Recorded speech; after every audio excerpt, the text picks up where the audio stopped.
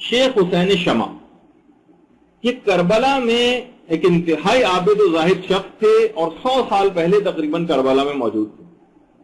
اور اتنی عظیم شخصیت تھی شیخ حسین شمع کی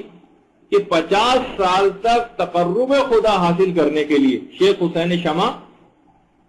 شمع جلاتے رہے حرم امام حسین علیہ السلام، اور اسی وجہ سے ان کا نام شمع پڑ گیا۔ 50 سال تک ایک دن کے ناغے کے بغیر شمع روشن کی ہے امام حسین کے حرم۔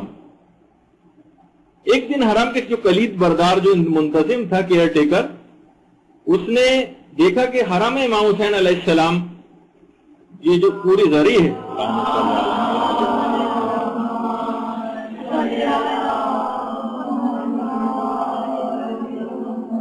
اس پہ پائنتی کی طرف جناب حضرت علی اکبر علیہ السلام کی قبر مبارک ہے، تو وہاں سے دیکھا کہ حضرت علی اکبر کے پاؤں کے پاس سے زمین حرم کی نیچے کی طرف دھس رہی ہے۔ روضے کے جو کلید بردار تھے انہوں نے شیخ حسین شمع کیونکہ انتہائی عبادت گزار عابد زاہد ہر وقت پاک و پاکیزہ اور باوضو رہنے والے، ان کو اپنے پاس بلایا اور کہا کہ آپ کو نیچے سرداب میں جانا ہے جہاں قبریں ہیں، اور وہاں دیکھنا ہے کہ مٹی جو سرک رہی ہے اس کا کیا معاملہ۔ شیخ حسین شمع وہاں پر گئے، اس کے ساتھ ہی کچھ ماہر فن جو کہ انتہائی متقی و پرہیزگار بھی تھے، مزدور وغیرہ کھدائی کے لیے، ان کو اپنے ساتھ لے کے گئے۔ شیخ حسین شمع نے ایک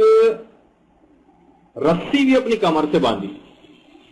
یہ وہ واقعہ ہے جو شیخ حسین شمع نے اس واقعے کو گزرنے کے بعد اپنے زمانے کے جو مرجع تھے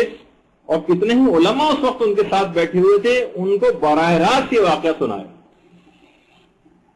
شیخ حسین شمع کی کمر میں رسی باندھی گئی اور اس پہلے تھوڑی سی کھدائی کی کہ ایک آدمی نیچے جا سکے۔ ان کے ہاتھ میں چراغ دیا گیا تاکہ وہ وہاں سے جہاں جس جگہ کھدائی ہوئی تھی نیچے کی طرف جائیں۔ شیخ حسین شمع نے نیچے کی طرف گئے، آہستہ آہستہ چراغ لے کے نیچے اترے۔ نیچے اتر کے دیکھ کے حیران رہ گئے کہ سرداب جو ہے نیچے کا جو حصہ ہے تو بالکل خالی ہے، وہاں کچھ بھی نہیں۔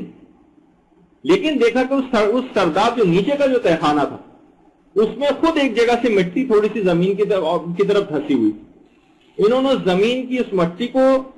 تھوڑا سا پھر ہٹایا اور سوراخ کر کے پھر اس کے نیچے بھی رسی سے اترے، کھودا اس کو اور نیچے کی طرف اترے تو دیکھا کہ ایک اور اس کے نیچے دوسرا سرداب بھی، ایک اور تہخانہ۔ وہاں اتر کے جو انہوں نے منظر دیکھا ہے شیخ حسین شمع نے، اس منظر کو برداشت نہیں کر سکے، اور اس قسم کے جتنے بھی واقعات ہیں اگر آپ اس کے اندر دیکھیں تو ایک دو لائنوں سے زیادہ ہمیں اس کی تفصیل نہیں ملتی،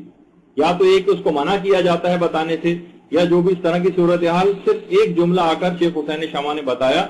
کہ تمام شہدائے کربلا کے لاشیں خون کے اندر لت پت لباسوں کے ساتھ قبلہ رخ لیٹے ہوئے اس سرداب میں، اور پورے جسم کے کپڑوں، حتیٰ کہ جو کپڑے کے جو بٹن ہوتے تھے، بٹن اس زمانے میں کپڑے کے ہوا کرتے تھے، وہ بھی مکمل طور پر خون آلود تھے کہ جیسے کہ ابھی ابھی شہید ہوئے۔ اس واقعے کو براہ راست اس زمانے کے مرجع نے سنا اور علماء کے سامنے شیخ حسین شمع نے اس واقعے کو آ کر بیان کیا۔ تو آپ سوچئے کہ امام 2 دفعہ اس پورے واقعے کو روزانہ دیکھتے ہیں اور ان کے جسموں کی بھی زیارت کرتے ہیں، تمام شہدائے کربلا کی۔ آپ خود سوچ سکتے ہیں کہ امام کس قدر شدت کے ساتھ اذن ظہور کے منتظر ہوں گے کہ آئیں اور آ کر ان ظالموں سے آ کر انتقام لیں۔